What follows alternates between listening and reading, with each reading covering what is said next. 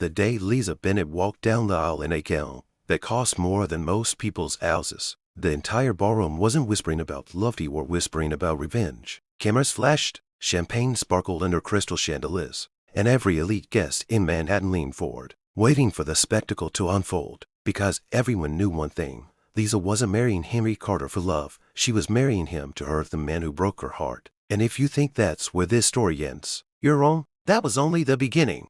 Liza had built an empire from scratch after her ex-fiancé humiliated her publicly and married someone more suitable for his political ambitions. She turned her heartbreak into billions, becoming the youngest tech millionaire in the city. Cold, poised, untouchable, that's what the magazines called her. But behind the headlines was a woman who still remembered what it felt like to be abandoned. So when she learned her ex would attend the charity gala she was hosting with his glamorous wife, Liza decided she wouldn't stand alone. She needed a husband, not a lover, not a partner, just a statement.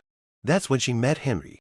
Henry wasn't rich. He wasn't powerful. He was a widowed single father raising a 6-year-old daughter named Sophie while juggling the jobs. He fixed Liza's car one rainy evening when her driver called in sick. She noticed how gently he spoke to his daughter on the phone while tightening a bolt under the hood. She noticed the exhaustion in his eyes, but also the quiet dignity. And when she overheard him apologizing to Sophie for missing her school recital because he needed overtime to cover medical bills, something inside Liza shifted.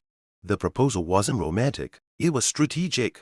"I need a husband for 1 year," Liza told him in her glass office overlooking the skyline. "In return, I'll pay off your debts, fund Sophie's education, and ensure you never struggle again." Henry should have walked away. Pride told him to, but love for his daughter made him stay. He agreed on one condition: Sophie would always come first. Liza signed the contract without hesitation. The media exploded. Millionaire marries mechanic, rebound or publicity stunt. Society laughed openly. At the wedding, Liza's ex smirked, clearly amused by her choice. Henry saw it, he felt it, and for a moment, humiliation burned in his chest. But when Sophie ran down the aisle, clutching a bouquet almost bigger than her, and hugged Liza's legs whispering, "You look like a princess," the laughter faded into background noise. Living together was awkward at first. Their marriage was built on terms and timelines. Separate bedrooms, public appearances scheduled like board meetings, smiles rehearsed for cameras. Yet behind closed doors, something unexpected began to grow. Henry didn't treat Liza like a trophy. He didn't fear her success. He made her tea when she worked late. He listened when nightmares woke her at 3 a.m., though she never admitted why she had them. He didn't ask about her ex. He simply stayed. And Liza, who had mastered boardrooms and hostile takeovers, found herself confused by a man who valued bedtime stories over billion-dollar deals. She watched Henry kneel to tie Sophie's shoelaces before school, whispering encouragement about spelling tests and playground bravery. She noticed how Sophie slowly began calling her Miss Liza with shy affection. One evening, when Liza attended Sophie's school recital in Henry's place because he was stuck at work, the little girl searched the audience nervously until her eyes found Liza, and she smiled like she had found home.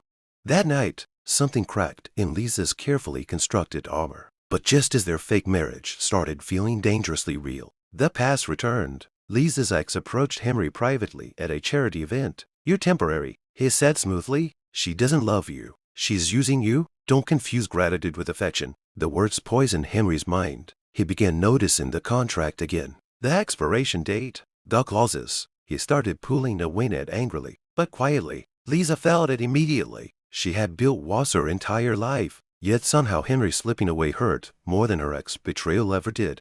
Then came the headline that changed everything. Liza's company was under federal investigation due to a fraudulent deal engineered years ago by her ex. The board panicked. Investors withdrew. And in a single week, Liza lost half her fortune. The same people who once laughed at Henry now mocked her fall from grace. Fairy tale over, the tabloids wrote.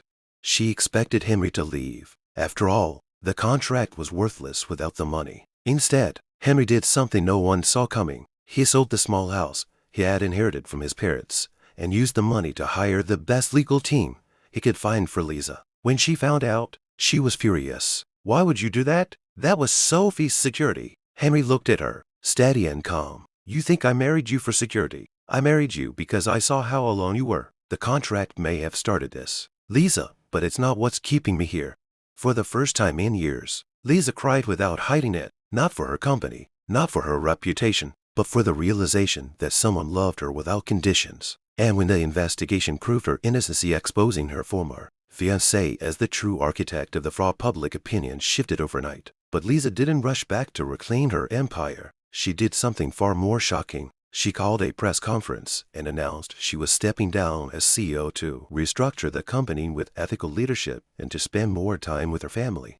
The same reporters who once laughed now stared in disbelief, because the real twist wasn't that a millionaire married a single dad to upset her ex. The real twist was that she accidentally found the only man who never cared about upsetting anyone at all. Months after the scandal faded, life looked very different from the one Liza had planned.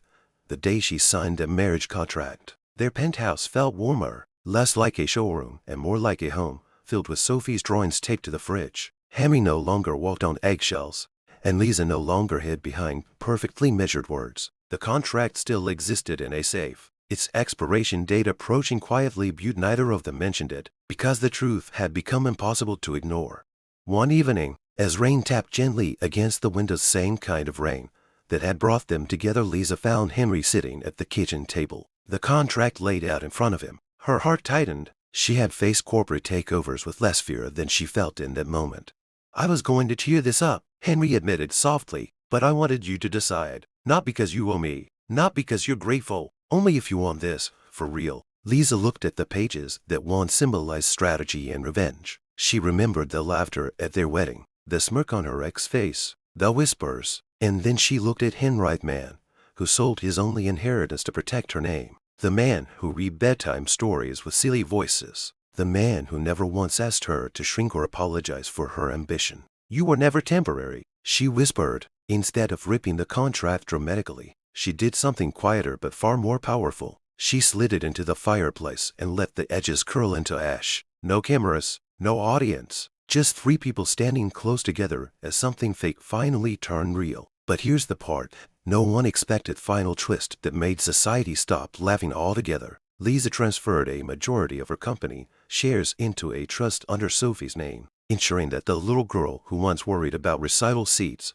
would one day lead a legacy built on integrity. When asked by a journalist why she would give so much away, Liza simply smiled and said, "Because wealth means nothing if you don't build something that outlives your ego."